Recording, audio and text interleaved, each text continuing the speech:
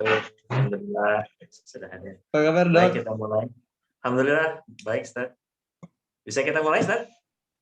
Silakan, Dok. Baik, kita buka dulu. Alhamdulillahirrabbilalamin. Mari sebelum acara kita mulai, kita dengan baca Al-Fatihah dulu. A'udzubillahi minasyaitonirrajim. Bismillahirrahmanirrahim. Alhamdulillahirabbil alamin. Arrahmanirrahim. Maliki yaumiddin. Iyyaka na'budu wa iyyaka nasta'in. Ihdinas siratal mustaqim. Siratal ladzina an'amta 'alaihim ghairil maghdubi 'alaihim waladdallin. Bismillahirrahmanirrahim. Alhamdulillahirabbil alamin. Ya Rabbi lakal hamdu kama yanbaghi li jalali wajhika wa 'azimi sultanik. Asyhadu an la ilaha illallah, asyhadu anna Muhammadan 'abduhu wa rasuluh. Allahumma shalli wa sallim wa barik 'ala sayyidina Muhammad wa 'ala alihi wa sahbihi ajma'in. Allahumma iftah lana qulubana walhimna rushdana wahdina ila siratikal mustaqim. Allahumma nas'aluka ilman nafi'an wa imanan thabitan. وقلبا خاشعا ويقينا راسخا ولسانا ذاكرا ورزقا حلالا طيبا وعملا صالحا متقبلا. Saudara-saudaraku sekalian, Assalamualaikum warahmatullahi wabarakatuh. Alhamdulillah kita dapat berkumpul dalam suatu majelis ilmu dan majelis zikir insyaallah. Malam ini kita mendapat kehormatan dengan hadirnya kita Ustadz Oni, gitu ya. Mungkin bisa ditampilkan, gitu. Saudara Oji, beliau kelahiran tahun 75, mungkin sama dengan kelahiran saya. Cuman beliau menghabiskan waktunya setelah lulus dari pesantren tahun 95, selama 24 tahun beliau berkecimpung bersekolah di Mesir.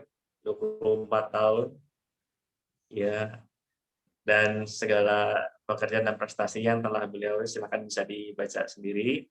Malam ini insya Allah kita akan membahas tentang asuransi syariah, yang isinya nanti secara garis besar juga bisa dibaca di tampilan bahwa kita bicara tentang asuransi apa itu fikih tentang asuransi syariah, bedanya dengan asuransi konvensional, dan karena kita dari penyelenggara berkutat dalam masalah kesehatan, tentunya tidak afdol jika tidak dibahas tentang masalah BPJS yang konvensional maupun syariah.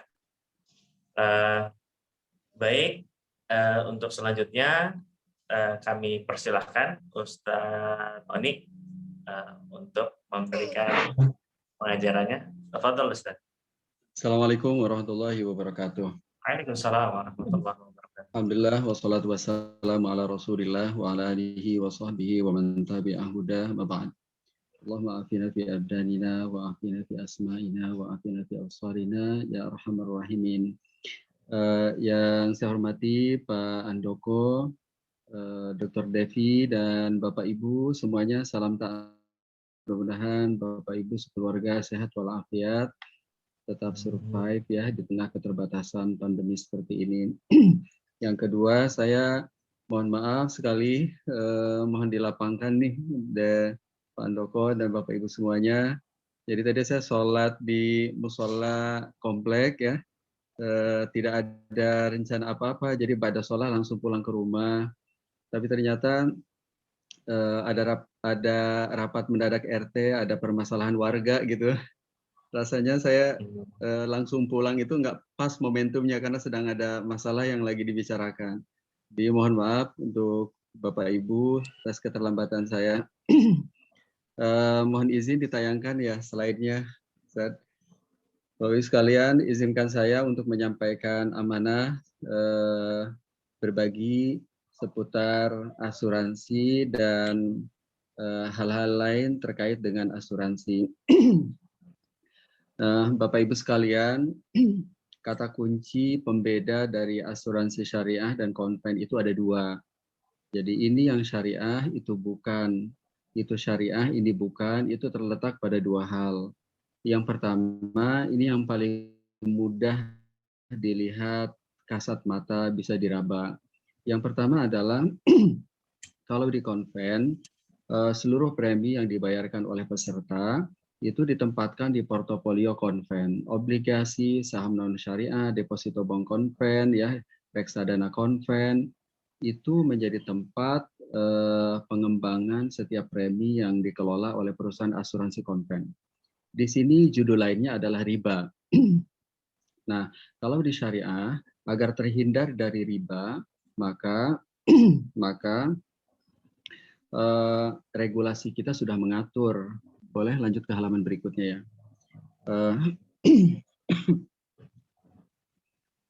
Kita lanjut ke halaman berikutnya. Ini akan kita bahas, ada 4 poin ya. Kita lanjut ke halaman selanjutnya ya. Jadi sebelum kita membahas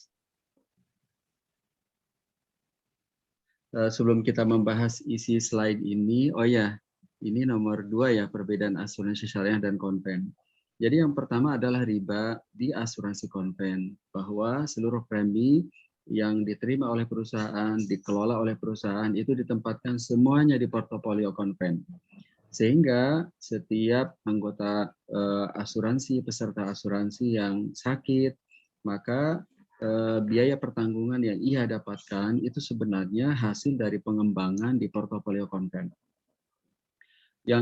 Nah, kalau di syariah, agar itu terhapus, terdelete, tidak ada, maka regulasi sudah mewajibkan seluruh asuransi syariah ya untuk menempatkan seluruh premi tersebut atau bagiannya itu di portofolio syariah.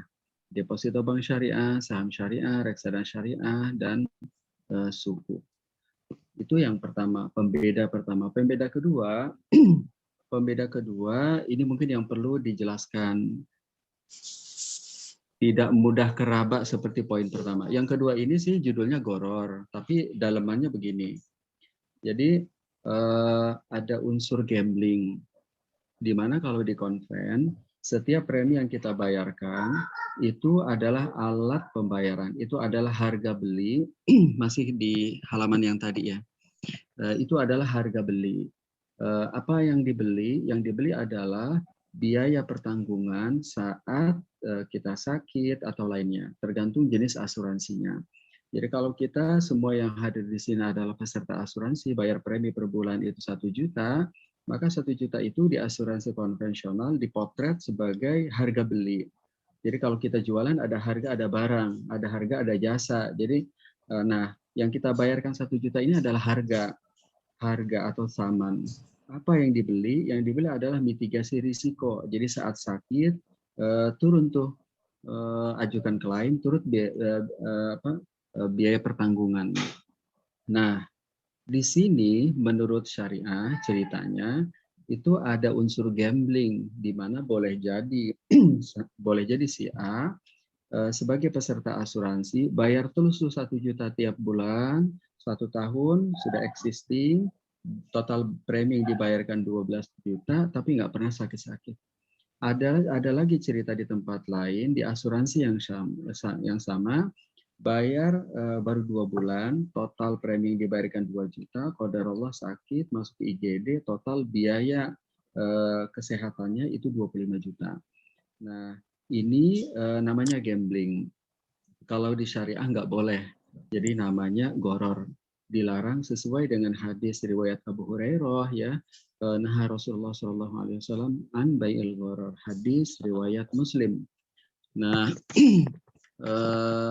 jadi unsur gambling. Nah, kalau di syariah, di asuransi syariah, agar tidak termasuk gambling, maka cara meraciknya, cara mengkonversinya adalah dengan cara buat premi tersebut bukan alat pembayaran. Buat premi itu bukan harga bayar. Buat transaksinya jangan jual beli. Kita coret jual beli diganti dengan tabarruk. Jadi saya sebagai peserta asuransi, tabarruk itu ta'awun, kayak ta'awun. Ngasih sedekah, ngasih hadiah gitu. Ngasih hadiah. Ta'awun. Jadi ta'awun. Tolong menolong berarti. Tolong menolong, betul.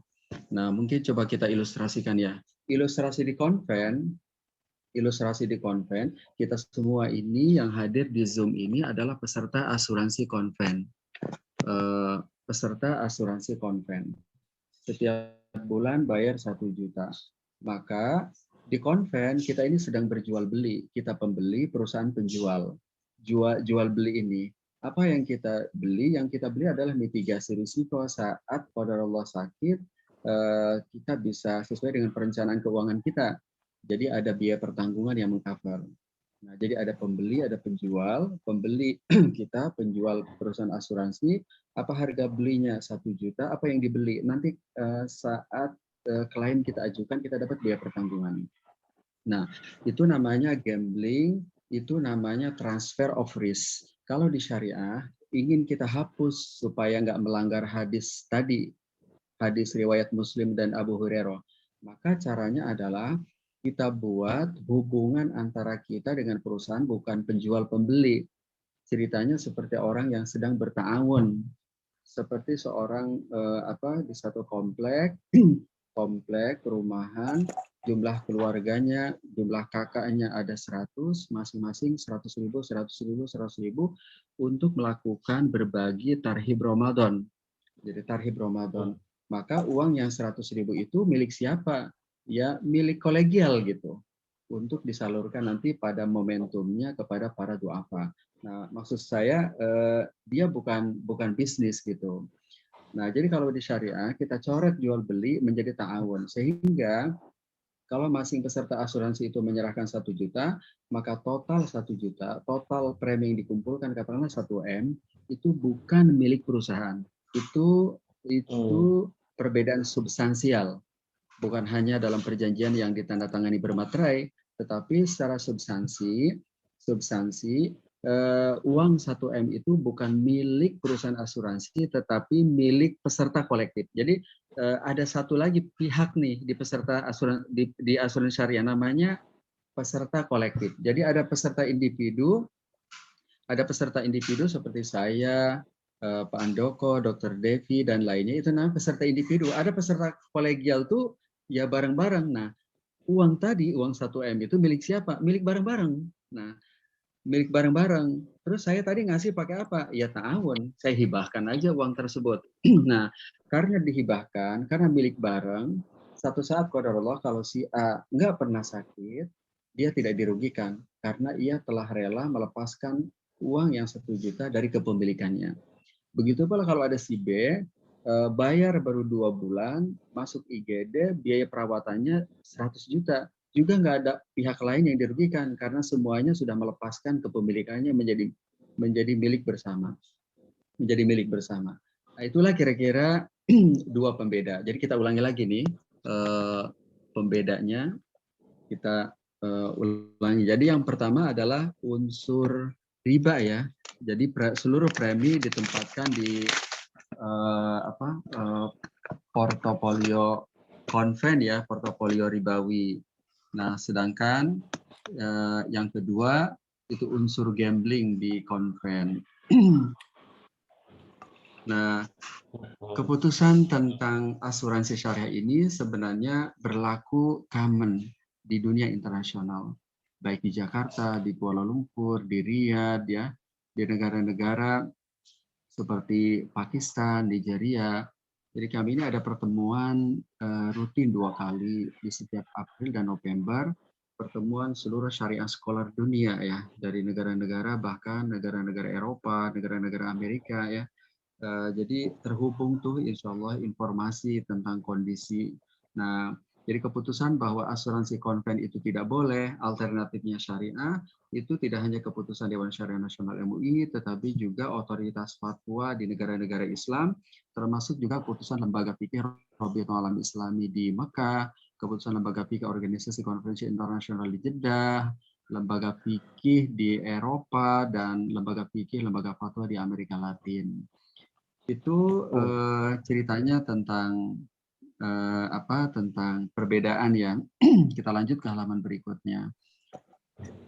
Di halaman berikutnya, Bapak Ibu sekalian, setelah kita mengenal tadi perbedaan, kita lanjut ke halaman berikutnya. Nah, ini tentang BPJS Kesehatan Konven. Nah, BPJS Kesehatan Konven itu mungkin ini data lama, jadi saya mohon diluruskan jika gambaran saya tentang BPJS yang menjadi dasar saya menentukan potret fikihnya. Jika ada yang kurang atau perlu diluruskan, nanti mohon masukan dari Bapak Ibu semuanya. Jadi dalam telaah saya dan teman-teman, BPJS Kesehatan itu sebenarnya asuransi Konven Plus ya. Jadi di mana masyarakat yang kelas 1, 2, dan 3 sama juga mereka peserta. Jadi iuran yang mereka bayarkan juga sama seperti premi di Konven. Proses yang kita potret di asuransi Konven, ada penempatannya di mana, proses penghimpunan juga sama. Jadi BPJS, nanti ini kalau salah mau diluruskan. Jadi premi di BPJS yang saat ini juga itu ditempatkan di portofolio Konven. Kalau nggak di obligasi, ya di deposito bank Konven, intinya portofolio Konven. Itulah yang dilakukan untuk memitigasi gap ya antara surplus underwriting atau defisit underwriting. Nah, begitu pula dengan ini, dengan penghimpunan. Proses pembayaran premi itu juga sama ya, surplus underwriting dan defisit underwriting ada unsur gamblingnya. Jadi walhasil BPJS yang diterapkan saat ini memang masih konven pada prinsipnya.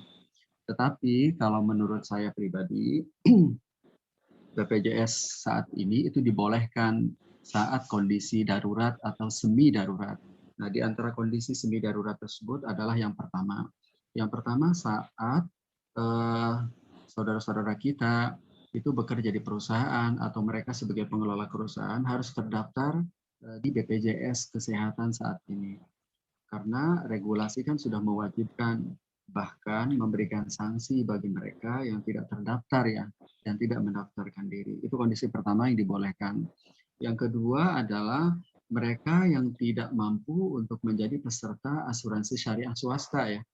Jadi asuransi syariah swasta mungkin karena mahalnya atau lain, seperti sebagian besar karyawan di Indonesia, petani, nelayan dan lainnya, itu menurut saya dibolehkan, bahkan dorong mereka agar ikut BPJS. Nah, ini di antara dua contoh kondisi semi darurat. Kenapa ini dibolehkan? Karena ada 3 kriteria darurat. Yang pertama adalah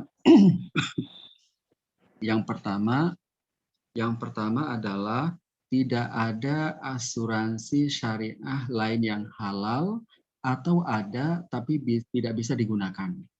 Itu kriteria darurat. Jadi yang haram jadi halal, yang haram bisa jadi halal dalam kondisi darurat. Nah, tapi darurat ini supaya tidak menjadi pasal karet ya, multitafsir, kita buat pembatas yang jelas nih. Yang pertama adalah tidak ada asuransi syariah atau ada tapi nggak bisa digunakan gitu.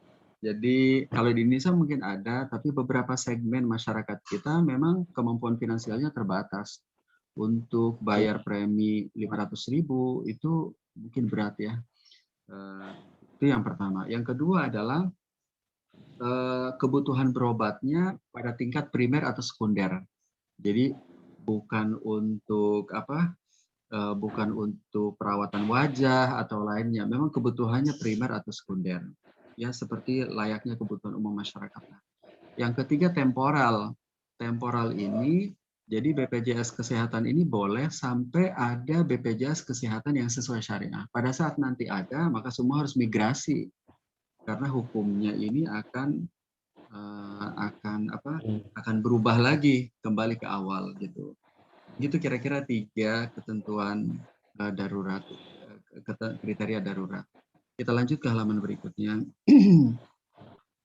Di halaman berikutnya, Bapak Ibu sekalian, nah kalau ingin disyariahkan, ini mungkin mengikuti pola asuransi syariah. Jadi di penghimpunan kita buat dari transfer of risk menjadi share of risk, kemudian di penempatan itu harus pakai portofolio syariah.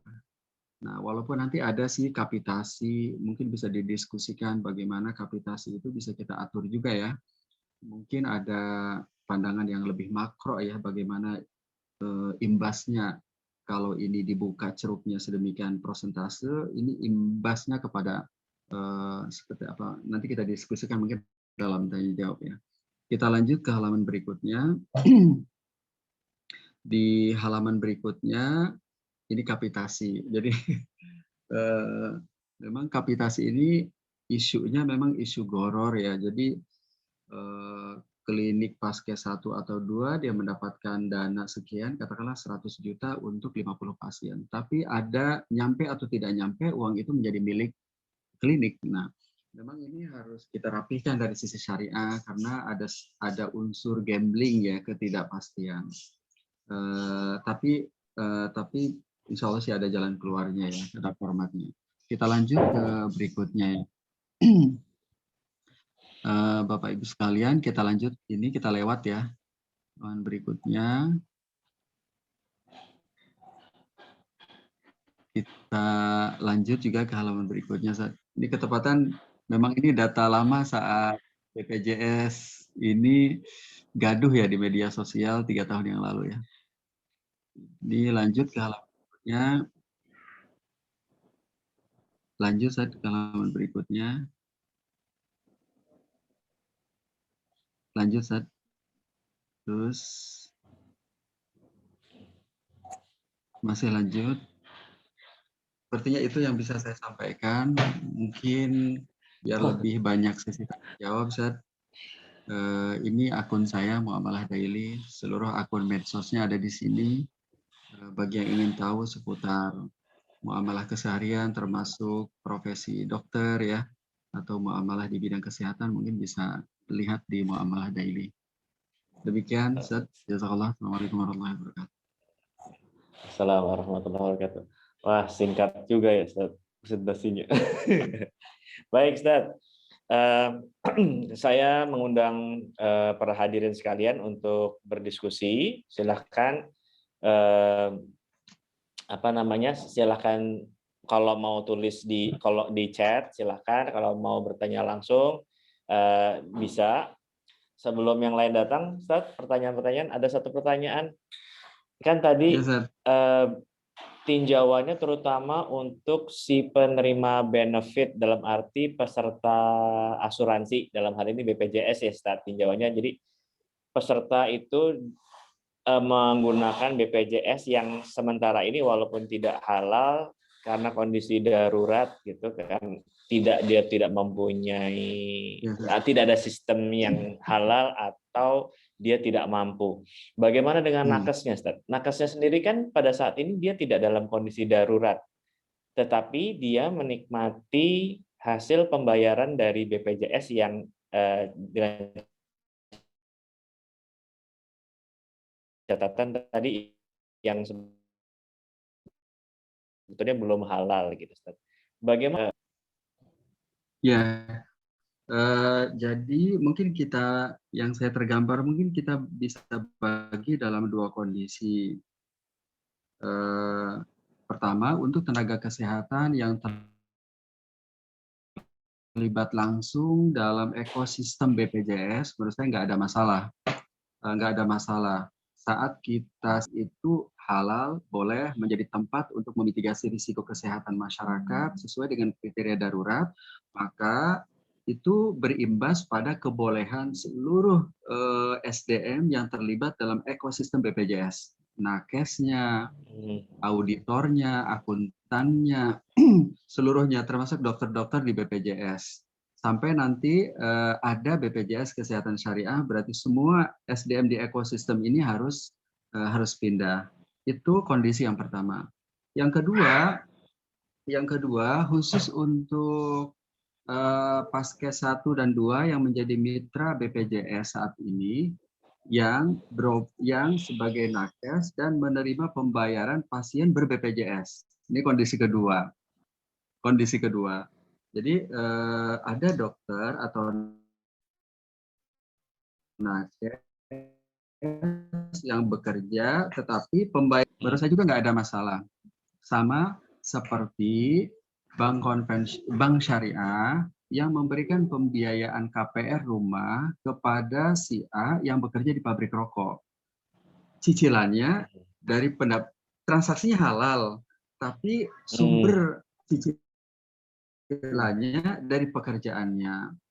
Sama seperti dokter buka praktek. Dia sendiri nggak tahu tuh, malam ini dia menerima 50 pasien. Satu-satu, antrian 15 menit. Ternyata dari 50 pasien tadi, 40-nya kerja yang tidak halal. Nah, maka sebenarnya menurut sebagian ahli fikih nggak ada isu, nggak ada masalah. Karena apa? Karena transaksi dokter dengan ini kan halal. Ini asuransi layanan medis, konsultasi medisnya kan halal. Nah, sementara yang tidak halal sumber pembayaran. Jadi untuk kondisi yang kedua, keywordnya adalah walaupun sumber pembayaran tidak halal, transaksi nakes atau dokter tersebut tetap halal, tetapi kehalalan ini tidak berarti membenarkan pekerjaan si pasien gitu. Gitu. Baik. Itu. Baik, silahkan kalau sudah ada penanya yang lain. Ini satu dari Weni. Izin tanya Pak Ustadz, kriteria kedaruratan halal haram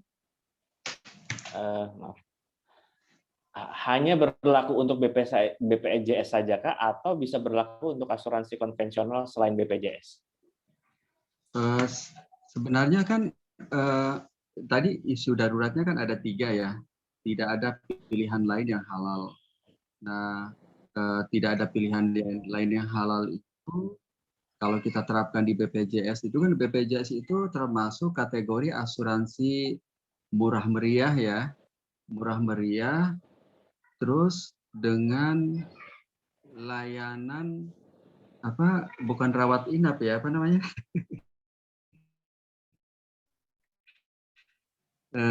Asuransi tidak ada di asuransi syariah lain gitu. Tidak ada di gitu ya. rawat jalan ya, betul. Rata-rata asuransi syariah lain itu tidak mengcover rawat jalan. Di samping preminya murah, ya dengan rawat jalan betul. Dengan segala banyak rumah sakit yang punya piutang di BPJS, tetapi bagi masyarakat umum lebih terjangkau. Nah, jadi BPJS boleh dalam kondisi darurat, tapi kalau asuransi konven kita harus praktekkan dulu kriteria daruratnya. Jadi kita berasuransi konven itu kenapa gitu? Bukankah preminya sama dengan asuransi syariah? Itu kayaknya pertanyaannya harus kita bedah lagi. Kalau BPJS ini kan masyarakat kita ini kayak karyawan, petani, nelayan, itu kemampuan finansialnya kan rata-rata rendah yang banyak sekali yang di bawah UMR 2,5 juta, 1,8 itu gimana mungkin bisa bayar premi asuransi syariah. Tapi kalau asuransi konven, nah kenapa nggak asuransi syariah atau juga preminya hampir sama atau beda-beda tipis? Iya. Ya ini sebenarnya ada kaitannya dengan personal ya, soalnya yang tidak bisa di cover oleh asuransi. Misalnya contohnya di kasus anak saya nih, anak saya kan autis. Jadi untuk asuransi pasti nggak terima autis gitu untuk mengcover. Jadi anak saya itu tidak diterima. Karena ada satu asuransi kebetulan karena sudah terdaftar dari lahir, jadi dia bisa gitu. Apakah itu nanti bisa kan gitu atau enggak gitu Pak Ustadz? Oh gitu, ya baru paham Ibu setelah diceritain case-nya. Ya, Ibu sih kalau itu kasuistik sekali ya, ya kasuistik memang, kasuistik kan kaidah itu kan ada pengecualian ya. Pokoknya intinya asuransi konven itu nggak boleh kecuali kasus-kasus tertentu. Mungkin yang Ibu sampaikan tadi bisa kita masukin ke laboratorium darurat tadi ya. Masuk nggak 3 parameter tadi? Jadi maksudnya saat misalnya Ibu memang dihitung ya bahwa kalau pakai asuransi syariah akan keluar duit tuh, itu akan mengganggu cash in cash out di dalam rumah nih, seperti apa itu. Intinya sih jika memenuhi kriteria 2 tadi ya, pertama tidak ada pilihan lain karena kalau ngeluarin uang ini akan berutang. Kalau berutang SPP anak akan nunggak. Begitu kira-kira tuh bayangannya. Jadi akan ganggu kebutuhan tingkat primer tuh. Yang kedua, anak-anak juga kebutuhan penyakitnya kebutuhan primer atau sekunder. Nah, itu berarti boleh dalam kondisi darurat, masuk dalam kondisi darurat. Ya, terima kasih. Demikian, Dok. Ya, makasih Pak Ustadz. Jelas. Alhamdulillah. Baik, Bob. Tadi raise hand. Silakan, Bob. Ya, assalamualaikum warahmatullahi wabarakatuh. Waalaikumsalam. Ya, apa kabar Pak Ustadz? Salam kenal. Ya, Sama-sama, semoga Dok. sehat-sehat selalu. Ya, saya ingin tanya ya Pak Ustadz. Saya tahun 2013 itu ikut asuransi yang konvensional. Ya. Nah, saya waktu itu karena ditawarkan oleh adik saya karena dia bekerja gitu. Jadi sebenarnya saya nggak mau, tapi karena saya ingin membantu adik saya, jadi saya ikutlah peserta dari asuransi konvensional tersebut. Nah, kalau boleh tahu saya langsung izin saya langsung kasih tahu aja namanya Allianz ya. Nah seperti itu. Nah setelah saya tahu ternyata menyangkut riba, saya ingin keluar, tapi ada adik saya bilang, sayang Bang, keluar sekarang, karena kalau nanti 10 tahun, itu balik modal, gitu, seperti itu.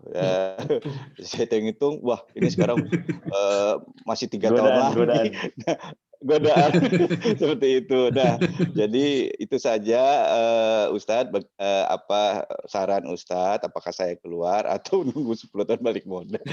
Yang kedua, Ustadz, Dok, maaf, itu tadi kalau keluar sekarang memang ini akan hilang ya? Bukan hilang, jadi kalau dihitung-hitung ya memang jauh berkurang ininya yang saya bayarkan seperti itu. Apa namanya jumlahnya seperti itu ya. Nah, yang kedua Ustadz, pertanyaannya mengenai asuransi lupa saya namanya yang kayak pekerjaan dokter ya. Jadi saya beberapa tahun yang lalu itu ikut asuransi kerjaan ya. Jadi jenis asuransi apa sih saya lupa itu jenisnya. Nah itu bagaimana pendapat Ustadz? Karena gini, dokter itu kan ada resiko misalnya malpraktek, salah dalam praktek itu nanti bisa dituntut. Oh ini asuransi profesi ya? Asuransi betul, profesi. Ya. Betul, Asuransi profesi. Nah, bagaimana pendapat Ustadz mengenai asuransi profesi tersebut bagi dokter? Ya itu saja dengan saya Ustadz. Terima kasih. Assalamualaikum warahmatullahi wabarakatuh. Waalaikumsalam warahmatullahi wabarakatuh. Makasih Bob pertanyaannya. Silakan Ustadz. Ya dokter. Jadi menurut saya sih tidak masuk dalam ini ya rumusan darurat. Jadi resign gitu, berhenti itu menurut saya lebih baik, lebih halal, lebih berkah lah gitu. Mungkin cost-nya tadi ya sebagian yang kita bayarkan hilang, tapi menurut saya tidak masuk darurat. Jadi pilihan resign, berhenti itu lebih baik. Nah, bagus juga kan masalahnya adik saya juga sudah keluar dari pekerjaan itu sekarang. Oh gitu. Mana sih? Ya ngapain sih? Jadinya mau ditolong dia udah keluar ya. Saya bingung sekarang. Udah keluar aja. Ya. Keluar aja lebih bersih Dok. Ya. Terus kalau di Allianz kan ada Alisha sebenarnya, ada Allianz Syariah ya. Sebenarnya ada Alisha. Gitu. Dialihkan Alisha gitu. namanya. Ya. Allianz Syariah, jika sistemnya memungkinkan mungkin bagus juga, lebih aman dan lebih tumak ninah gitu, pindah ke Alisha. Itu mungkin ya, Dok, kalau saya atau sepertinya tidak masuk dalam kriteria darurat, jadi pilihannya memang berhentilah gitu keluar. Yang kedua tentang asuransi profesi. Nah ini saya juga belum memahami tingkat kepentingannya seperti apa. Kalau tidak salah kan sekarang kan nggak ada asuransi profesi syariah tuh nggak ada kan ya? Belum ada. Iya, belum ada, Ustaz. Belum Ada, ada. Ustaz. Seperti di Indonesia ini reasuransi juga baru berapa ya? 3 perusahaan Pak di Indonesia. Jadi, untuk perusahaan reasuransi. Nah, saya juga belum dengar ada asuransi. Reas itu Gimana? apa, Ustaz? Reasuransi. Apa? Reas itu reasuransi. Jadi asuransi ini kan mengasuransikan diri ke asuransi lagi gitu. Jadi setiap perusahaan asuransi mengasuransikan dirinya ke perusahaan asuransi di atasnya, perusahaan reas namanya, reasuransi.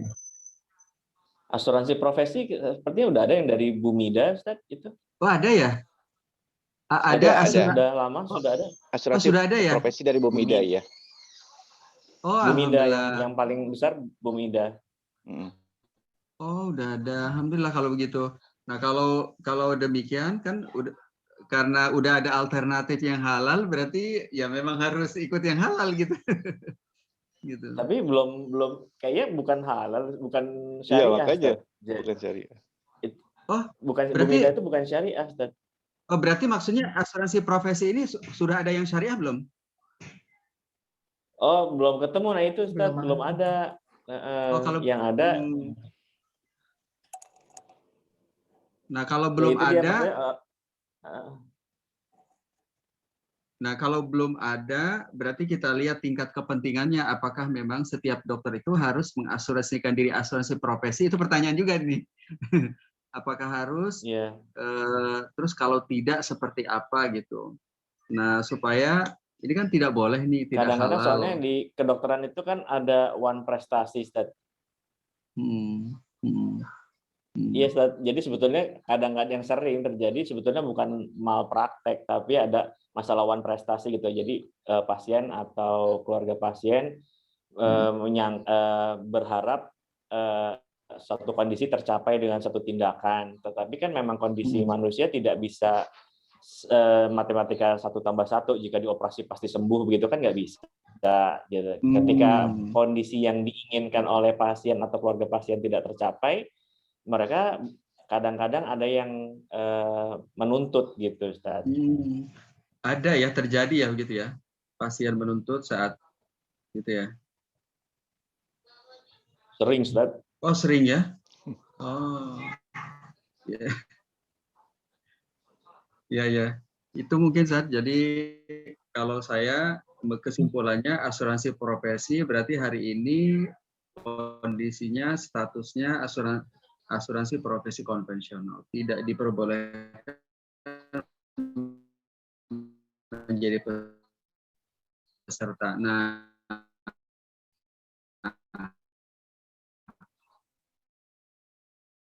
sampai itu kan belum titik koma ya. Berarti ini memang risikonya besar gitu. Kalau itu terjadi, menurut saya udah ikut aja. Itu mungkin tadi masalah resiko besarnya soalnya boleh apa enggak, soalnya kita belum tentu juga, Ustaz. Belum tentu juga ya. Betul, belum tentu juga. Saya sih pernah mengisi. Saya pernah mengisi asuransi profesi untuk dokter se-Jogja 4 bulan yang lalu gitu. Nah, nggak tahu sama apa enggak nih. Kalau respon mereka sih memilih untuk tidak ikut katanya. Jadi tapi saya apakah benar itu, maksudnya mereka tidak ikut itu maksudnya mereka ngitung-ngitung, walaupun nggak ikut asuransi profesi bisa aman gitu. Nah, tapi saya terus terang orang awam, belum bisa menghitung risiko di lapangan. Apakah dengan tidak mengasuransikan diri ini lumayan risikonya terpapar gitu. Kalau waktu itu sih mereka saat saya ngisi khusus tentang asuransi profesi, mereka bilang, saya terus terang awam nih, tapi saya baru bisa menyampaikan itu kriteria darurat. andaikan belum Iya. ada asuransi profesi yang syariah. Yang kedua, kalau dirasa di lapangan memang risikonya tinggi, menurut saya sih ikut aja. Tapi kalau memang yang nomor 2 ini tidak terpenuhi, ya berarti nggak usah gitu. Atau Kadang-kadang gimana ada yang nih? ada yang profesi, ada yang udah banyak-banyak sedekah supaya menolak tuntutan gitu. Oh, gitu. Ya begini Iya, Ustadz, iya.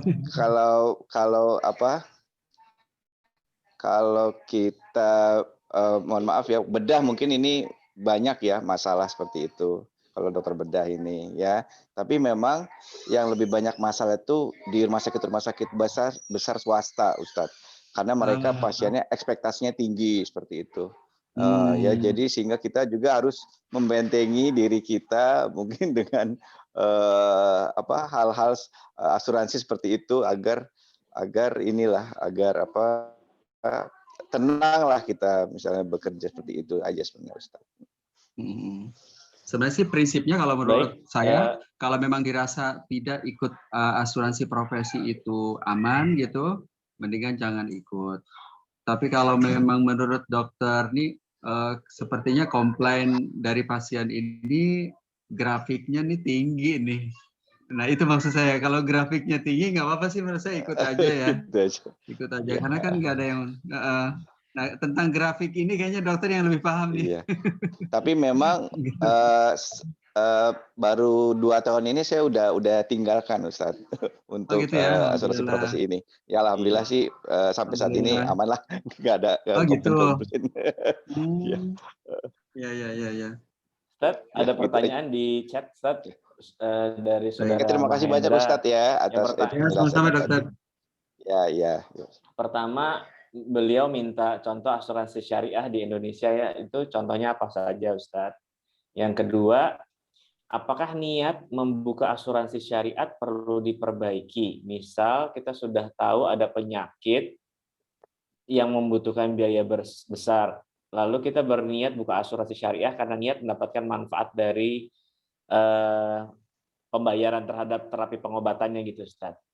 Boleh nggak? Misalnya tadinya niatnya dia udah tahu penyakitnya, sudah tahu perlu biaya besar, terus baru ikut syariah karena berharap ada bantuan dalam tanda kutip dari sistem asuransi syariah itu, Ustaz. Ya, jadi yang pertama mungkin kalau di Indonesia ini contohnya ya takaful kali ya, Aksa Mandiri Syariah. Kalau Mandiri InHealth nih memang perusahaan raksasa tapi belum punya syariah. Di kita ini yang kategorinya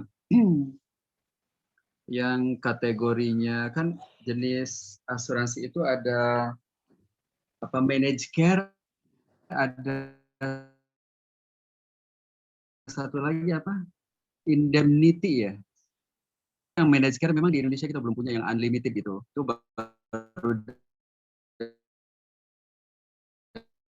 baru dimiliki oleh proses insya Allah ya. Bentar lagi insya Allah akan ya. Insya Allah sedang proses ya.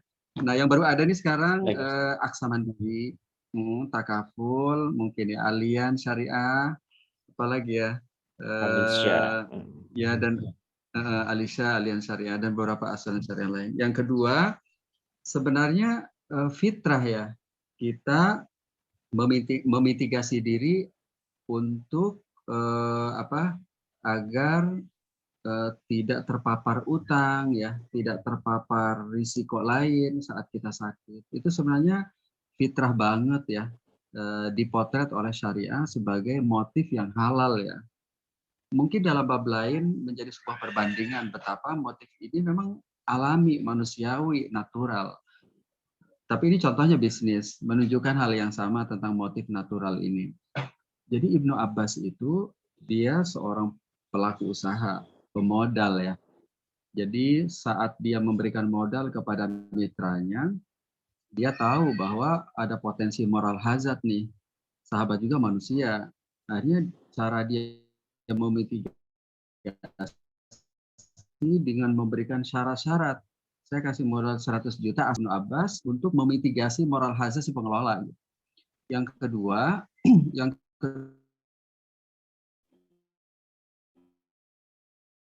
kedua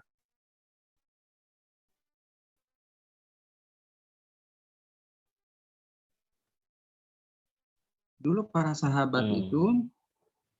sahabat itu punya lahan kan di parkiran atau apa gitu disewakan.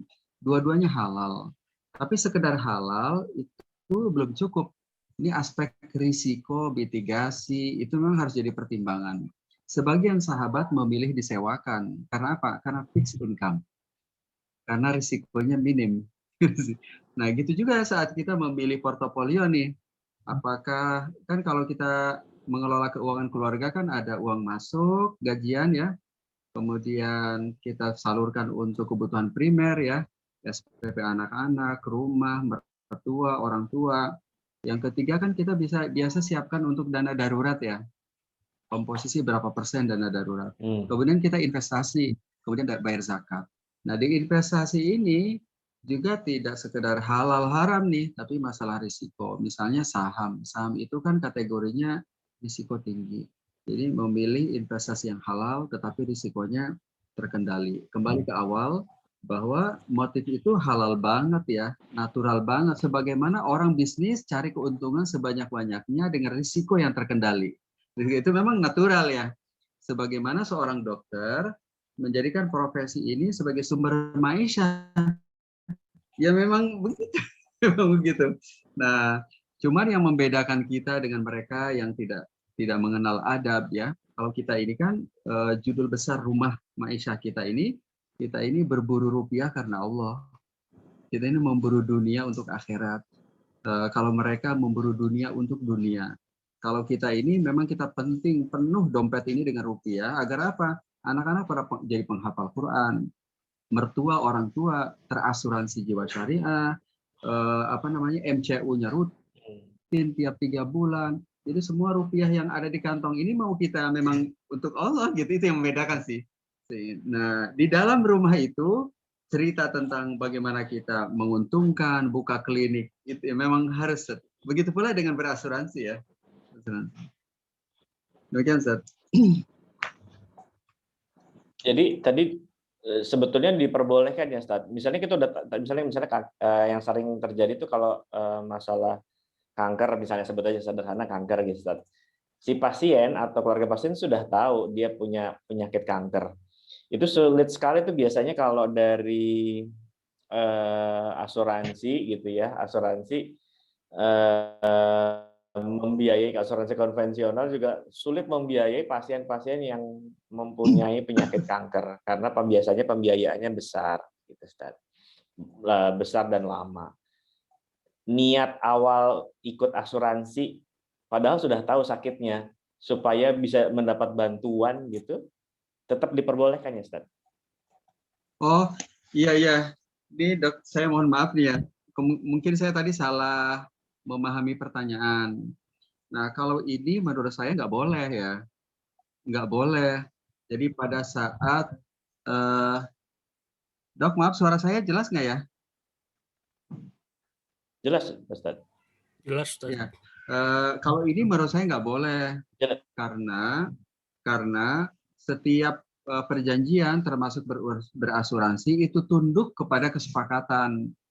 Andaikan asuransi yang akan kita daftarkan tersebut itu sudah ada aturannya bahwa yang berpenyakit kanker itu tidak boleh mendaftarkan diri dan tidak akan tercover. Begitu pula orang yang sedang hamil 2 bulan lagi misalnya, ya kelahirannya tidak akan tercover misalnya. Kemudian dia menyembunyikan kehamilan misalnya, juga tidak boleh karena itu kan sudah melanggar aturan ya, melanggar perjanjian. Karena kita ini kan sedang bertransaksi nih, kita peserta asuransi dengan perusahaan ini sedang bertransaksi. Nah, salah satu referensi boleh dan tidak boleh itu adalah butir-butir perjanjian. Jadi kita dikatakan telah punya i'tikad tidak baik saat kita memanipulasi. Memanipulasi. Sebenarnya nggak boleh, tapi kemudian kita berharap dibolehkan. Menurut saya kesimpulannya sih nggak. Baik, terima kasih Ustadz. Ini ada pertanyaan tentang, sebetulnya tadi sudah cukup dijelaskan tentang asuransi. Ini kan asuransi, kebanyakan asuransi kesehatan ya Ustadz. Asuransi, bagaimana dengan asuransi kendaraan atau mobil yang non syariah? Apakah harus ditinggalkan juga? Kemudian bagaimana dengan asuransi mobil atau rumah yang sistem preminya jika setiap tahun tidak ada klaim, itu angus begitu, bagaimana Ustadz? Ini di luar asuransi jiwa atau kesehatan, Ustadz. Ya, ini kan berarti general insurance ya, asuransi umum ya. Biasanya Iya, memang ini kan asuransi yang melekat pada barang yang dibeli. Jadi rumah,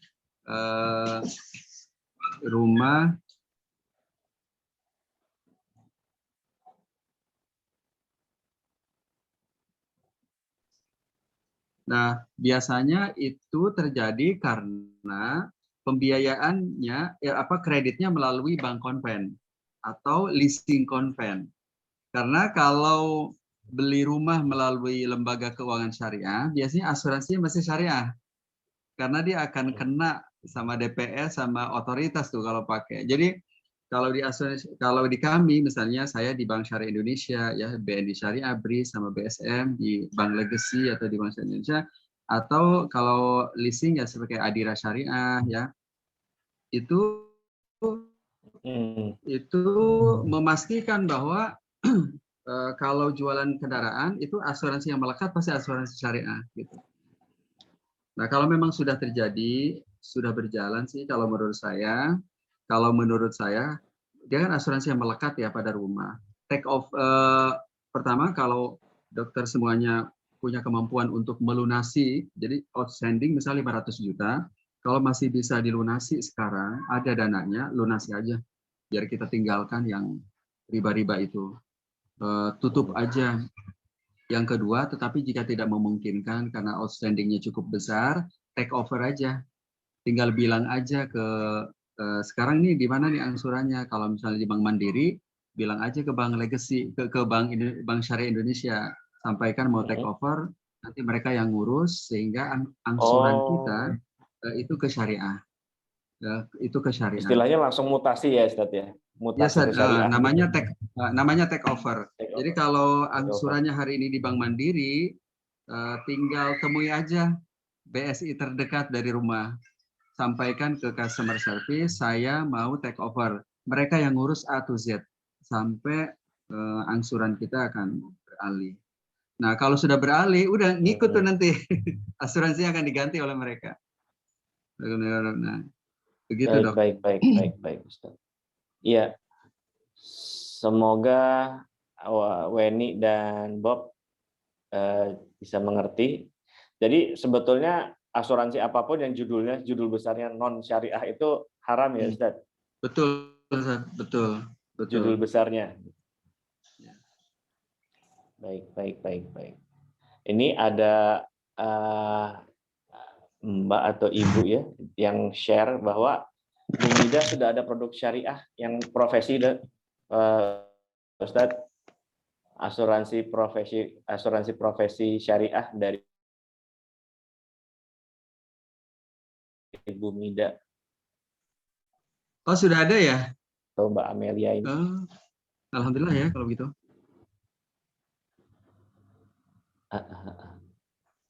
Ya. Jadi ya, kebanyakan ada teman-teman saya juga yang karena khawatir, walaupun khawatir tentang penuntutan, tapi daripada kecemplung riba, mendingan dia banyakin sedekah aja, berharap perlindungan dari Allah gitu. Ya, biasanya kita kalau terlanjur itu biasanya pilihannya 3, tetapi 3 ini maksudnya yang 1 kalau nggak bisa yang 2, kalau nggak bisa yang ketiga. Jadi kalau sudah terlanjur pertama dulu nasi. Tapi kalau tidak bisa juga karena memang outstandingnya terlalu besar, take over, alihkan ke syariah supaya nanti setiap nyicilnya ke syariah.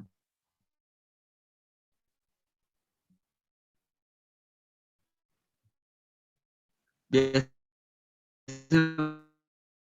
begitu. Tapi kalau memang tidak bisa juga, ya udah istilahnya cuci gudang.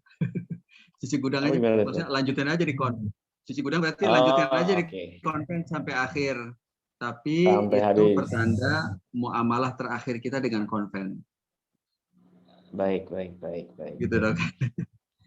Iya.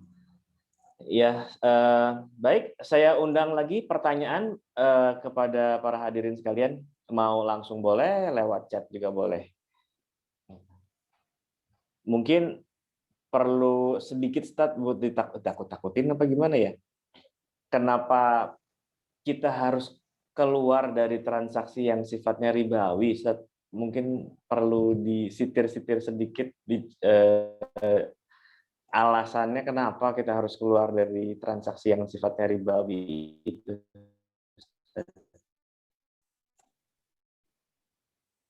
Iya. Biar Pertama semangat. mungkin jawaban ada beberapa hal dari aspek syariahnya. Pertama kita ingin memastikan bahwa pendapatan kita itu halal ya. Pendapatan kita itu halal.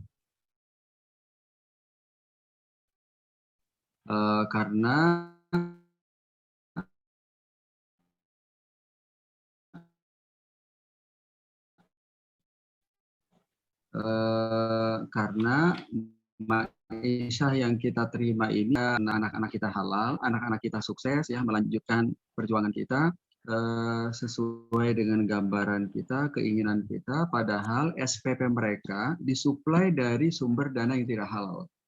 Bagaimana mungkin kita bicara tentang sakinah dalam keluarga sementara sumber nafkah keluarga itu dari yang tidak halal? Paradoks ini, sangat paradoks, nggak mungkin. Jadi Rasulullah mengatakan fa'anna yustajabu lahum. Karena waktu kita yang 24 jam ini lebih banyak untuk cari rupiah, gitu. Gimana mungkin tidak menjadi concern kita, padahal istirahat kita bersama istri anak-anak mungkin menempati porsi yang lebih kecil ketimbang kita cari rupiah. Jadi cari rupiah ini harus jadi concern awal untuk memastikannya di mana kita berbelanja, di mana kita membeli rumah, di mana kita memenuhi kendaraan, di mana kita mengasuransikan, di mana kita bermitra dengan siapa. Kayaknya A to Z harus mulai di ini nih. Tengok kiri kanan gitu. Tengok kiri kanan. Yes, yang kedua, jadi judul yang pertama ini kita harus berpendapatan halal. Yang kedua, karena itu berimbas kepada kemana-mana, sakinah keluarga, anak-anak. Mungkin ini jadi evaluasi saya terutama ya, kita semua anak-anak susah dididik. Dulu zamannya kita kayaknya mudah banget deh. Jadi kita ini appreciate banget dengan orang tua kita. Para petani nggak banyak ilmu menghasilkan kita saat ini. Sukses banget. Yang nggak pernah ikut pelatihan ABCDE, hasilnya kita nih. Itu luar biasa orang tua kita ini. The best banget ya. Nah tapi pas kita lihat anak-anak kita, ya Allah ngajarin masuk rumah Assalamualaikum aja udah susah banget nih.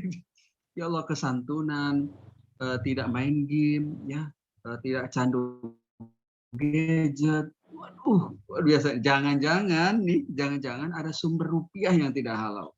Sumber rupiah dan tidak halal. Itu yang kedua. Nah, kemudian yang ketiga, ini ketepatan, kan maksiat itu kan berkelas ya. Dari mulai tidak laik, nggak santun, dari mulai makruh, rokok, naik kelas lagi, dosa besar, ini dosa plat merah. Kebaikan juga sama. Dari yang laik dan tidak laik, kemudian naik ke sunnah, naik ke wajib, naik ke rukun.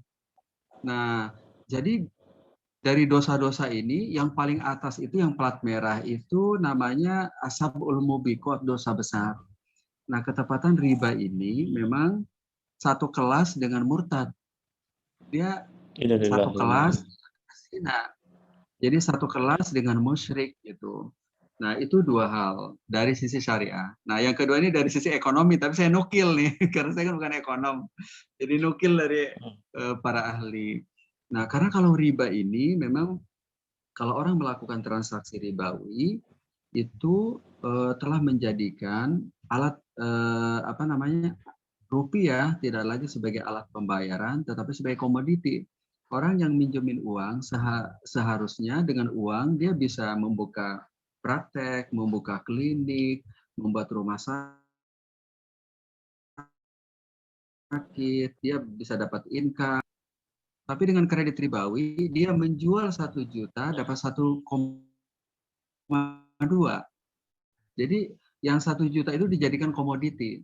Nah, kalau itu terjadi di seluruh transaksi, nah kata para ahli itu jadi bubble katanya. Jadi menggelembung, ini nggak ada isinya gitu rupiah ini di tanah air gitu.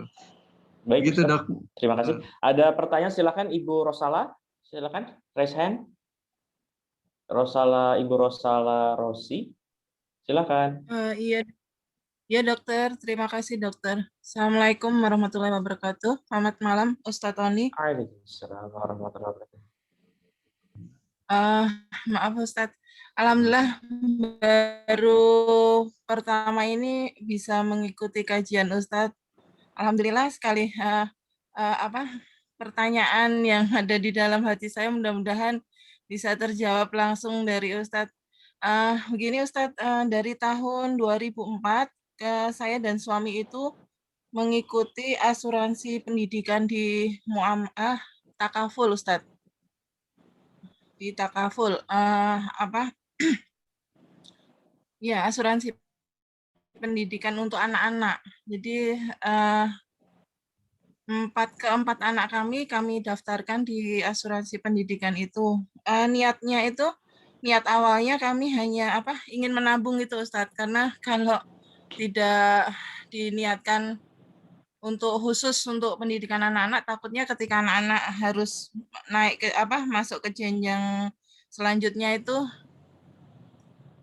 bukan takut nggak ada rezeki dari Allah, enggak, tapi persiapan gitu ya Ustadz, bukan takut gitu ya, persiapan untuk anak-anak masuk ke jenjang berikutnya gitu.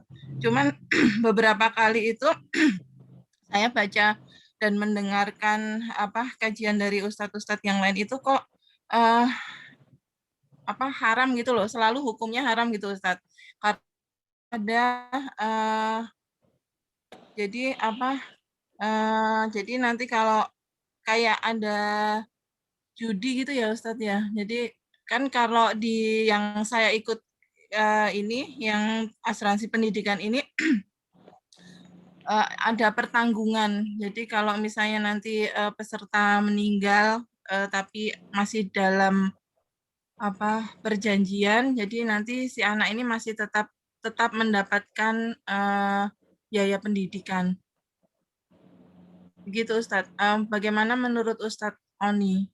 Karena saya juga masih deg-degan juga Ustadz, walaupun ini judulnya kan asuransi syariah ya Ustadz, tapi kok beberapa dengar kajian dari Ustadz-Ustadz yang lain kok masih mengatakan bahwa ini tuh haram gitu Ustadz. Bila khair Ustadz untuk penjelasannya. Assalamualaikum warahmatullahi wabarakatuh. Waalaikumsalam warahmatullahi wabarakatuh. Terima kasih Ibu Rosala. Tafadhol Ustadz, mungkin itu ada beliau dari Ustadz toko sebelah. Iya, jadi yang pertama menurut saya sih clear Ibu, lanjutkan boleh.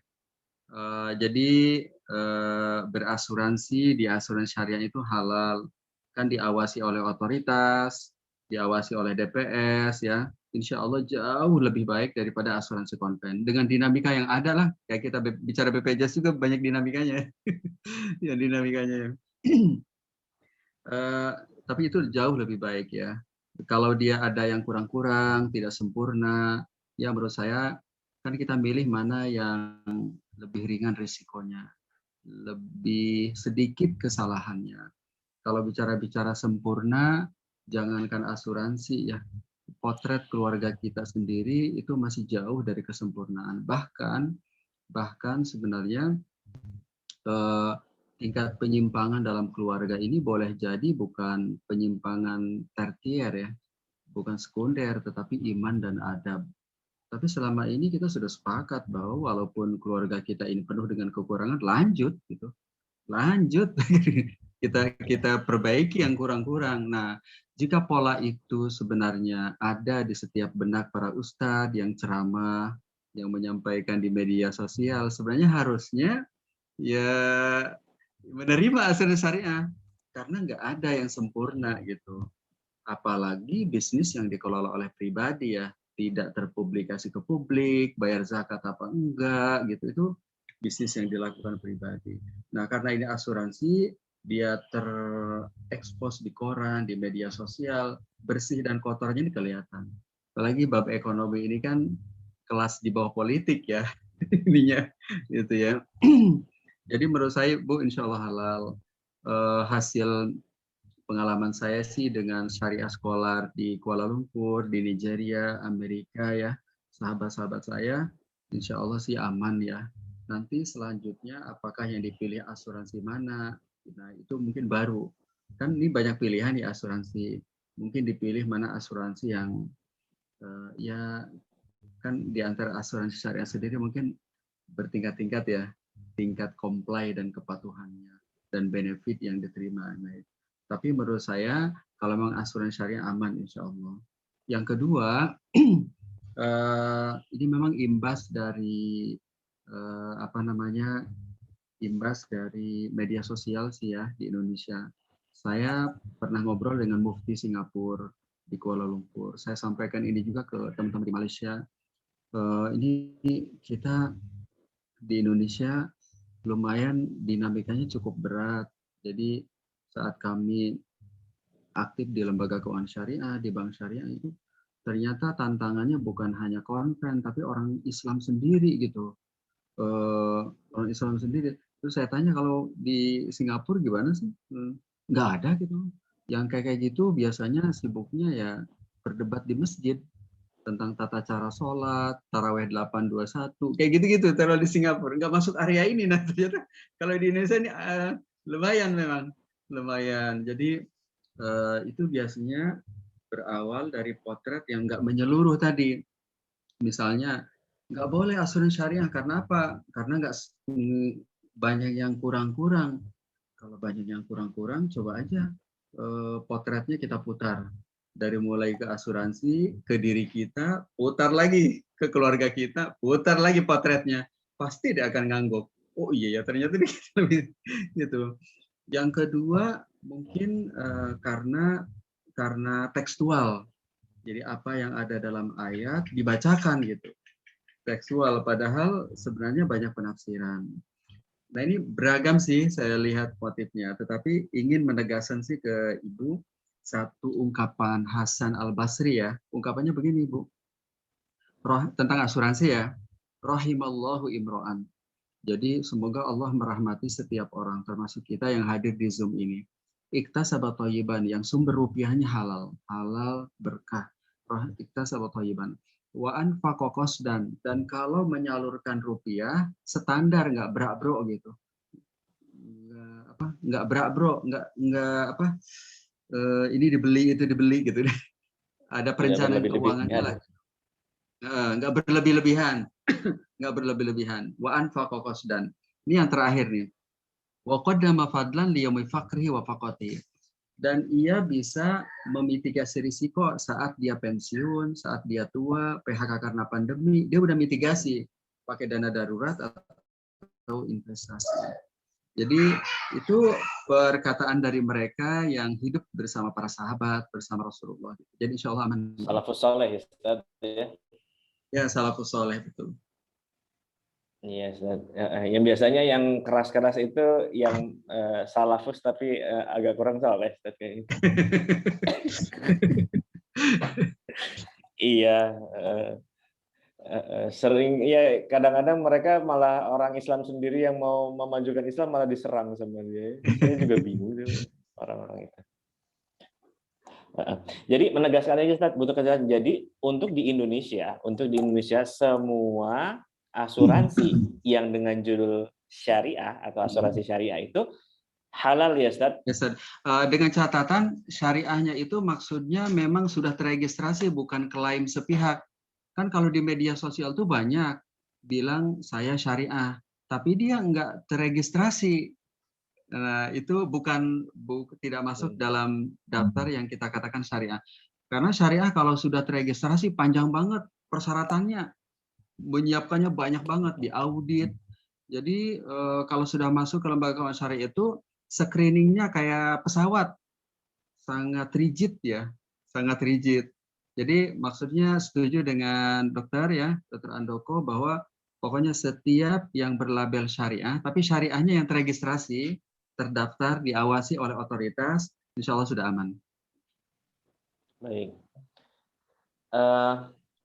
Tadi mungkin bisa menjawab pertanyaan Bapak Mahendra yang apakah suasana tadi, semoga bisa terjawab. Kemudian tadi Ustadz masih ada yang masih belum jelas tentang transfer of risk itu, Ustadz.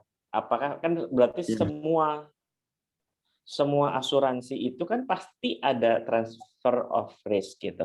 Kenapa? Ini mungkin kami kurang masih tadi skip gitu. Kenapa kalau asuransi syariat transfer of risk-nya jadi halal, kenapa kalau di asuransi konvensional menjadi tidak halal, Ustaz? Afwan. Iya. Ya betul dok. Jadi memang tadi belum lengkap ya penjelasannya. Betul, di dua-duanya ada transfer of risk. Jadi mengalihkan risiko ada, tetapi kalau di konven risikonya dialihkan ke perusahaan. Jadi perusahaan itu bisa defisit, bisa surplus nih, nggak ketahuan. 2020 ini nggak tahu nih, tergantung ya siapa yang ngajukan klaim.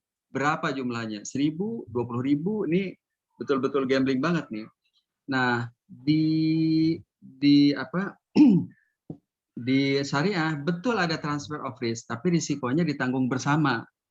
Jadi risikonya bukan ke perusahaan, bukan ke personal, tapi risikonya dialihkan ke tanggung jawab bersama tadi, karena dana preminya tidak boleh dimiliki oleh perusahaan tetapi menjadi milik bersama.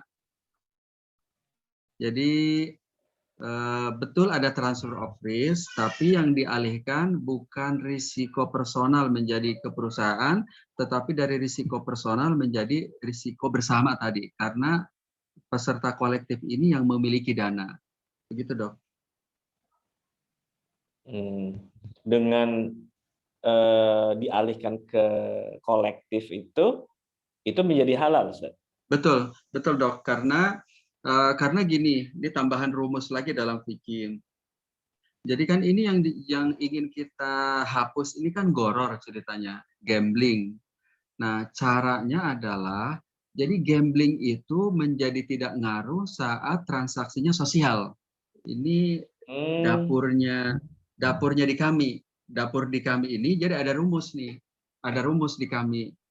Jadi kalau ada goror, ketidakpastian, itu hanya ngefek di dunia komersial. Dunia komersial. Beli HP di Lazada nggak mencet gambar goror karena bisnis.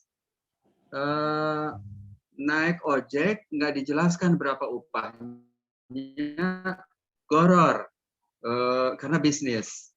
Kemudian investasi di Kalimantan nggak ketahuan di mananya, nggak ketahuan usahanya apa, goror, gambling karena bisnis. Tapi kalau ketidakpastiannya di sosial, ada seorang dokter bilang, kalau saya dapat gaji ke-13, saya akan infak. Infaknya kapan? Ya kalau saya dapat THR. Kan nggak pasti. Nah itu boleh, karena apa? Karena sosial. Terus ada seorang dokter bilang, saya mau berwakaf sebuah tanah di Madura. Tapi kalau diizinkan sama orang tua, tuh nggak pasti lagi tuh. Tapi apakah tidak boleh? Boleh, karena apa? Dunia sosial. Itu dunia sosial. Jadi gitulah gitu kira dunia sosial. Nah, cara kami merubahnya adalah bagaimana transaksi antara si peserta dengan kelompok ini jadi bukan lagi beli tetapi ta'awun gitu. Dengan ta'awun maka transfer of risk menjadi tidak ngefek gitu, tidak merusak akad. Iya. Baik. Baik, ada yang ingin bertanya lagi? Sebentar, ada chat ya. Ada lagi? Silahkan. Mumpung Ustadz Oni-nya masih bersemangat. Iya, Ustadz. Kita begini karena awam ya, Ustadz. Gitu. Jadi sama-sama belajar. perlu. Saya juga saya pengen belajar juga praktik di lapangan terutama. Iya.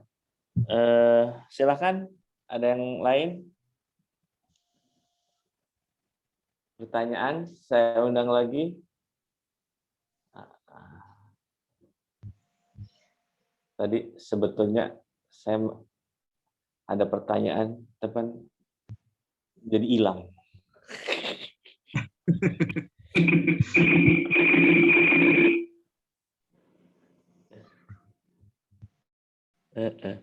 Ya, yang pernyataan terakhir itu yang bahwa kalau transaksinya sifatnya sosial gitu, istilahnya nirlaba itu berarti ya, Ustadz ya. Nirlaba itu berarti diperbolehkan. Ya, jadi yang masuk dalam kategori sosial itu seperti berzakat,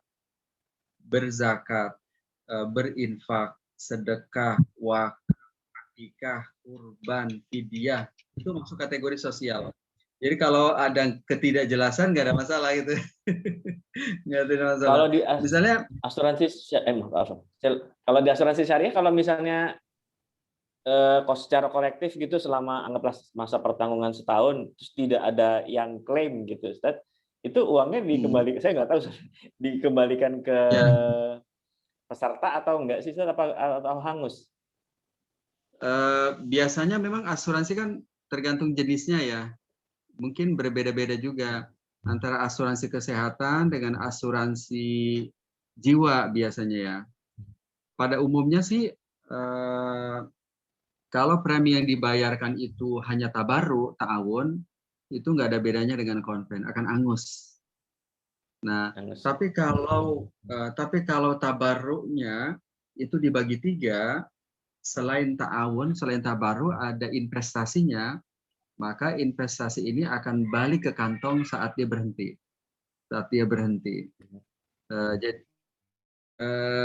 Jadi kita ambil contoh. Kalau preminya 1 juta, di asuransi jiwa biasanya ada investasinya. Jadi kita mulai contohkan ya, hanya contoh saja. Jadi 1 juta itu dibagi 3. Jadi 700.000 itu misalnya berapa ya? 500.000 itu tabarruk. 500.000 itu tabarruk. 300.000 itu investasi, 200.000 itu fee untuk perusahaan. Fee pendapatan untuk perusahaan.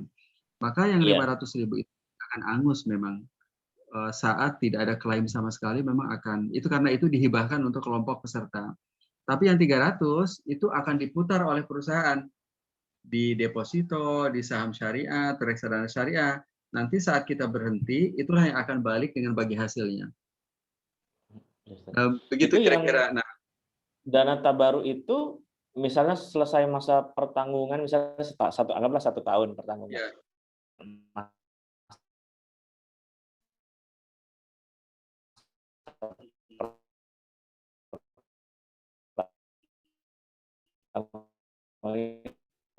Satu tahun hangus masuk ke dia tidak boleh jadi pendapatan perusahaan, nggak boleh. Jadi kalau nggak boleh dia akan masuk ke periode berikutnya. Jadi selama sebulan ternyata ada 1.000 peserta asuransi, si A itu surplus, jadi karena nggak pernah sakit maka dia masuk ke periode berikutnya gitu. Baik. Mungkin Oji ada pertanyaan? Alhamdulillah jelas. Klaim asuransi di itu rumah sakit Oji? Siapa tahu? Kita cari yang halal-halal aja. Insya Allah.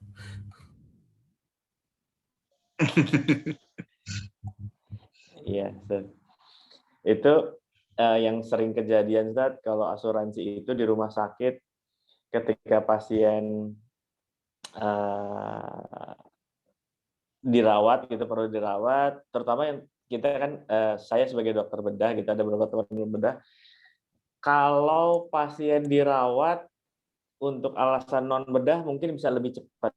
Tapi kalau udah masuk karena atas indikasi bedah gitu, itu sulit sekali itu, lebih sulit untuk mendapat jaminan dari asuransinya. Kadang-kadang yang sering terjadi, pasien sudah masuk nih, pasien ada indikasi operasi, dia harus masuk rawat. Asuransi meng-ACC dirawat, tapi belum ACC operasi. Itu kan aneh. Padahal dia masuk Betul. dirawat karena untuk dioperasi. Gitu. Itu sering sekali, Ustaz, begitu. Iya. Padahal sudah posisi udah gawat ya. Sudah darurat dari sisi Ya, penanganan. bisa gawat. Kadang-kadang ada operasi yang sifatnya elektif atau terencana, ada yang sifatnya darurat. Ini dua-duanya gitu, bisa dua-duanya. Elektif susah, gawat darurat juga susah gitu. Jadi seringkali keluarga pasien itu sering dihubungin telepon, udah bayar aja dulu gitu, bayar pribadi nanti reimburse. Reimburse itu butuh syarat-syaratnya banyak, sampai akhirnya kadang-kadang ada keluarga pasien, udahlah biarin aja deh gitu. Persulit, cuma janji manis doang, jadi dipersulit gitu. Asuransi itu cuma mulut manis di depan. Giliran untuk diklaim susah banget.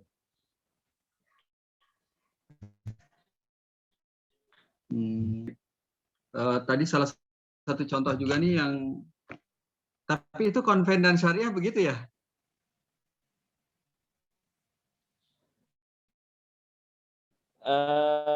Saat ini lebih banyak yang konven, jarang memang asuransi. Ya.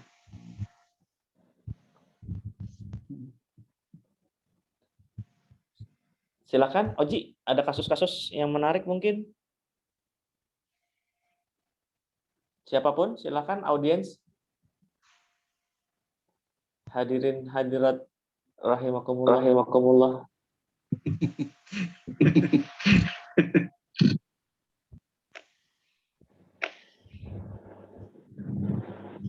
Kalau ini empat ya?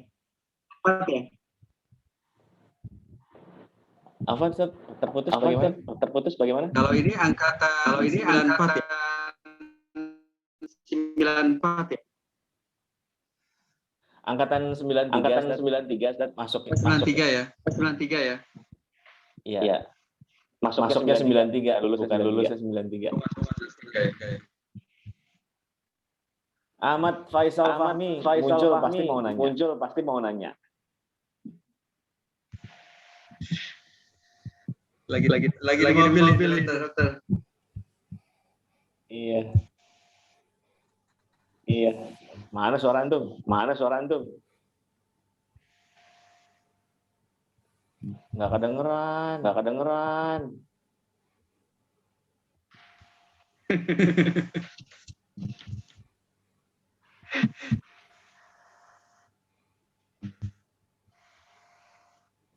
Woi, nggak kedengeran, woi.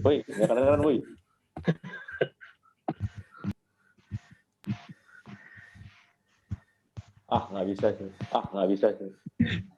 Beliau dokter anestesi di Muara Bungo ya?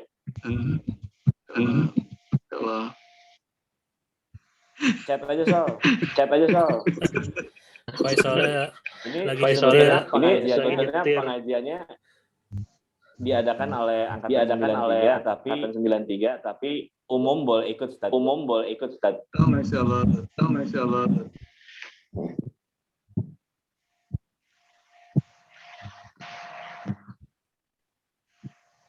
Silakan Faisal.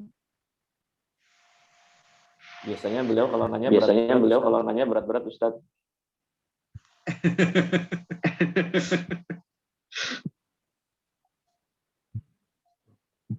Iya, suaranya eko.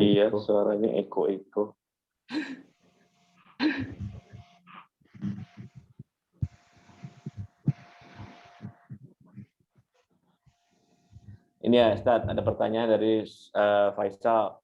Bagaimana meningkatkan kesadaran proteksi kesehatan syariah sementara khilafiyah tentang asuransi syariah itu masih ada, Ustaz? Ya, kalau menurut saya sudah. Jadi perbedaan ini mungkin perlu kita bedah. Perbedaan ini antara siapa dengan siapa. Kalau di tataran internasional kami ini itu sebenarnya sih nyaris tidak ada otoritas yang mengatakan asuransi individu. Jadi contoh yang saya sebutkan ya, misalnya saya pernah 4 tahun menjadi anggota Syariah Scholar di ISRA ya, punya Bank Negara Malaysia. Itu anggotanya itu ya Syariah Scholars juga, tetapi yang jadi referensi lah di negara mereka, kecuali saya yang mungkin ya yang masih muda waktu itu. Jadi seperti almarhum Abdul Sattar Abu Ghudah, itu kan usia 90, orang waro ya, nggak ada yang saya kenal sama bertahun-tahun dengan beliau itu yang orang waro ya. Abdul Sattar Abu Ghudah rahimahullah ya, udah wafat bulan lalu. Kemudian Syekh Sulaiman Mani, Abdul Sattar ini dari Saudi, Sulaiman Mani dari Saudi, Ali Al-Ghari Saudi, Nizami Akubi Bahrain, kemudian Yusuf Lorenzo Amerika, terus Bashir Omar dari Nigeria, Datuk Daud Bakar dari Mufti Malaysia. Itu nggak pernah tuh saya lihat ya ada perbedaan gitu. Nah, perbedaan itu ada biasanya share medsos di WA Group dari personal yang mungkin baru pulang dari kampus, terus kemudian menyampaikan tausiah, megang Quran pada subuh, mungkin gitu. Nah, padahal kalau kita di tataran fikih ini beda antara menyampaikan tuntunan dengan mengeksekusi tuntunan. Jadi bicara tentang profil pedagang yang sesuai dengan Rasulullah, kan enak banget kalau baca tuntunan. Tapi kalau mengeksekusi tuntunan, itu bab lain itu. Itu bab lain. Ya persis seperti para dokter itu berjibaku di tengah lapangan, itu menurut saya lebih baik ya, lebih susah ketimbang menjelaskan tentang begini tuntunan dokter yang baik menurut Rasulullah kan. gitu. Jadi ya khilafat itu ada menurut saya, tetapi sebenarnya itu mungkin di dunia medsos sekali. Di tataran praktek bahkan konsep di tingkat internasional yang saya ikuti sebenarnya nggak pernah terdengar. Jadi yang berbicara tentang asuransi itu nggak terdengar suaranya di panggung internasional, nggak ada sosoknya gitu, nggak ada sosoknya. Tapi di zaman kita memang terlibat di media sosial, mungkin mendapatkan share-share itu. Nah, yang kedua, jadi ini anak yang nggak apa-apa juga sih, natural ya, pilihan lah gitu. Yang kedua, menurut saya sudah tidak mungkin ada pilihan untuk ikut yang tidak syariah. Yang syariah aja nggak sempurna, apalagi yang tidak syariah gitu. Padahal selama ini kita sudah clear dengan pribadi kita, dengan keluarga kita yang tidak sempurna. Kalau di sana tidak sempurnanya karena akad. Kalau rumah tangga kita tidak sempurnanya karena iman dan adab. Dan itu sesuatu yang aksiomatik banget sebenarnya gitu. Jadi begitulah, Ustaz. Wallahu a'lam. Iya, Ustaz. Yang rame memang kebanyakan kita kan awam ya, Ustaz, gitu. Yang sedangkan mereka pengajiannya cukup banyak gitu ya. Sedangkan yang menjelaskan tentang, yang paham ustadz-ustadz yang menjelaskan tentang kehalalan sistem ekonomi bermuamalah secara syariah itu ya jujur aja belum banyak, Ustaz. Belum banyak. Sedangkan kalau yang membid'ahkan, mengharam-haramkan, yang menarik masalah fikih ke masalah akidah itu lebih gampang, Ustaz. Kayak gampang jerumusin gitu kan lebih gampang daripada menjelaskan hal yang halal, Ustaz. Yang mengharam-haramkan aja saya sih bingung, dia mengharamkan asuransi riba ya transaksi yang syariah itu, tapi mereka masih pakai uang kertas, uang kartal. Aneh gitu. Ya, Ustaz, mungkin kita cukupkan saja, Ustaz, walaupun masih gatel, masih masalah muamalah karena kita awam yang bodoh ya, Ustaz, masalah muamalah yang syariah ini. Kita cukupkan dulu, kita sambung dengan kesempatan yang lain. Kiranya Ustaz berkenan untuk memimpin doa sebelum kita tutup majelis ini. Baik, kita awali dengan istighfar 3 kali. Astagfirullahaladzim. Astagfirullahaladzim. Astagfirullahaladzim. Astagfirullahaladzim. Allahumma Rabbana zalamna, ya Allah, kami telah zalim, khilaf terhadap diri, orang tua, dan keluarga kami, ya Rabb. Rabbana zalamna anfusana wa illam taghfir lana, jika Engkau tidak mengampuni dosa dan khilaf kami, lanakunanna minal khasirin, kami pasti merugi. Allahumma barik lana fi Rajab wa Sya'ban wa balighna Ramadan, ya Allah, berikanlah kami kesehatan, muafat, sehat walafiat kami, keluarga, orang tua, dan kaum muslimin di bulan Rajab dan Sya'ban, dan hantarkan kami ke bulan Ramadan dalam penuh ihsan. Amin. Allahumma wafiq azwajana wa zawjatina, ya Allah, berikanlah taufik kepada istri dan suami kami. Allahumma wafiq abna'ana, ya Allah, berikanlah taufik kepada anak-anak kami. Allahumma wafiq walidayna, ya Allah, berikanlah taufik kepada orang tua kami. Allahumma wafiqil muslimin wal muslimat, ya Allah, berikanlah taufik kepada kaum muslimin dan muslimat. Allahumma barik lana fi ma'isyatina, ya Allah, berikanlah keberkahan kepada dunia kami, kepada rupiah kami, kepada ma'isyah. Allahumma barik lana fi, Allah berkahi dakwah kami, ya Arhamar Rahimin. Sallallahu alaihi wasallam.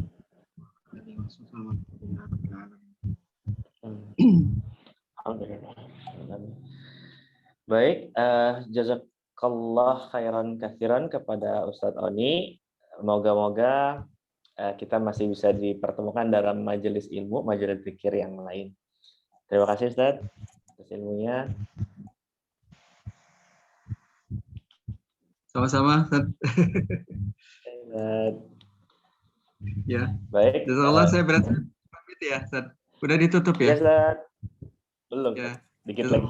Ya, silakan Ustadz. Assalamualaikum. Waalaikumsalam. Jazakallah Ustaz. Afwan. Ya, Afwan. terima kasih Ustadz. Ya. Ya, buat teman-teman sekalian,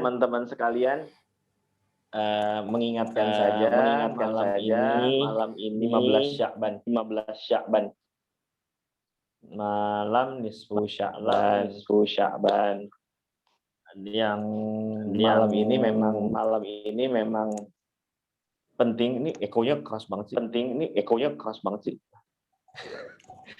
Penting sekali malam ini, malam nisfu Sya'ban, walaupun tuntunan mengenai amal-amal soleh di malam ini tidak ada secara spesifik, tapi silahkan beramal, mau begadang untuk beramal soleh ya silahkan, karena malam ini malam nisfu Sya'ban. Mau tidur pun ya nggak apa-apa juga, silahkan. Asal Ya, terima kasih Andoko. Sama-sama. Ya, terima kasih semua. Ya. Terima kasih yang hadir. Alhamdulillah. Assalamualaikum. Assalamualaikum warahmatullahi wabarakatuh. Materinya tadi saya share ya di chat. Mungkin nanti di WhatsApp grup juga nanti akan di-share ulang. Kemudian insya Allah nanti. Terima kasih banyak Oji. Videonya juga insya Allah nanti saya record, saya convert dan saya muat di YouTube ya. Mudah-mudahan besok pagi udah. Alhamdulillah. Terima kasih Oji. Oke. Terima kasih Ji. Ya. Assalamualaikum. Ya, Bismillah, semoga semua sehat ya. Ya, kita akhiri. Ya. Assalamualaikum warahmatullahi wabarakatuh. Waalaikumsalam warahmatullahi wabarakatuh.